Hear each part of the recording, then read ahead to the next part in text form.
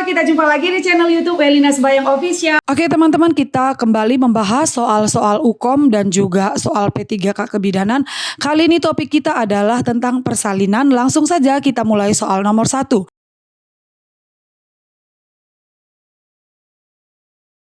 Seorang perempuan gravida 2, partus 1, abortus 0.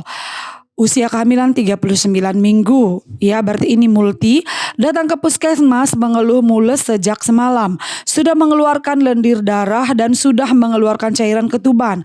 Hasil pemeriksaan dalam diperoleh pembukaan 8 cm, ketubannya negatif, ya. Jernih, presentasi belakang kepala, ubun-ubun kecil kanan depan dan HOT 2. Apakah batas HOT 2 dalam kasus tersebut? A. Sejajar pintu atas panggul melalui tepi bawah simpisis. B. Sejajar pintu atas panggul melalui tepi atas simpisis. C. Sejajar pintu atas panggul melalui promontorium. D. Sejajar pintu atas panggul dan tepi bawah simpisis melalui spina ischiadica. E. Sejajar pintu atas panggul melalui os coccygeus. Oke, di sini jawaban yang paling tepat itu adalah A, ya. Sejajar pintu atas panggul melalui tepi bawah simpisis. Jadi memang bidang HOT ataupun perlimaan itu ya, kalau HOT 1 itu berada di pinggir atas simpisis ya ataupun promontorium, dan promontorium ya. HOT 2 itu berada di pinggir bawah simpisis. HOT 3 itu sejajar dengan spina ischiadica, dan HOT 4 itu sudah berada di os coccygeus. Nah, dan kalau dikaitkan dengan bidang perlimaan ya, kalau 5/5 itu kan dia belum masuk pintu atas panggul. Kalau 4/5 itu dia sejajar dengan bidang HOT 1 ya, itu pinggir atas simpisis. Dan kalau 3/5 itu sejajar dengan HOT 2, yaitu pinggir bawah simpisis. Kalau 2/5 itu sejajar dengan HOT 3 di spina ischiadica, dan kalau 1/5 dia sejajar dengan menuju HOT 3 HOT 4 yaitu os coccygeus, dan kalau 0/5 itu artinya kepala sudah di perineum. Jadi di sini karena dia diterangkan di HOT 2 berarti itu artinya sejajar dengan pintu atas panggul melalui tepi bawah simpisis. Ingatnya yang pinggir bawah ya. Kalau pintu atas panggul saja tadi itu masih HOT 1 karena ada tepi bawah simpisis, artinya pinggir bawah simpisis itu adalah bidang HOT 2. Jadi jawabannya adalah A. Informasikan bagi teman-teman sekalian kalau channel YouTube Elina Sembayang Official membuka kelas bimbel privat online bagi teman-teman yang mau ikut ujian UKOM, SKB ataupun P3K. Untuk informasi lebih lanjut dapat menghubungi nomor WA atau email di bawah ini, atau dapat juga langsung klik di kolom deskripsi. Oke, kita lanjut soal nomor 2. Seorang perempuan gravida 2, partus 1, abortus 0 datang ke praktek mandiri bidan tanggal 10 Februari 2022 pukul 21 jam 9 malam.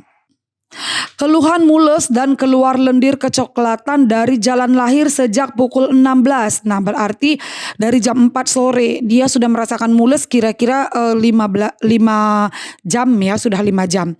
Nah, hasil pemeriksaan keadaan umum baik, tekanan darah 110/70, nadi 80, RR pernapasan 24 ya, kontraksi ataupun his 2 kali dalam 10 menit, lamanya 25 detik, pembukaan 2 cm, penurunan 4/5. Nah, ibu dianjurkan berjalan-jalan namun ibu memilih untuk pulang ke rumah, dan pada tanggal 11 Februari 2022 pukul 12 siang. Nah, jadi dia datang lagi besoknya ya jam 12 siang, datang kembali ke bidan, dilakukan pemeriksaan, hisnya 2 kali dalam 10 menit, lamanya 30 detik, pembukaan 3 cm. Jadi artinya ini masih tetap dalam fase laten ya. Dari pembukaan 2 hanya naik 1 pembukaan, dan waktunya sudah lebih dari 14 jam ya. Dia kan datang jam 9, dia datang besoknya jam 12, berarti sudah ada sekitar 15 jam ya. Penurunan kepala 4/5, apakah diagnosis yang tepat pada kasus tersebut? A. Persalinan dengan fase laten memanjang. B. Persalinan macet. C. Persalinan dengan inersia uteri. D. Infartu kala 1 fase laten. Persalinan dengan kala aktif memanjang. Nah, di sini jawaban yang paling tepat itu adalah A, ya, persalinan dengan fase laten memanjang. Nah, fase laten itu kita tahu ya, kalau pada primigravida itu tidak boleh lebih dari 20 jam dan kalau pada multi itu tidak boleh lebih dari 14 jam.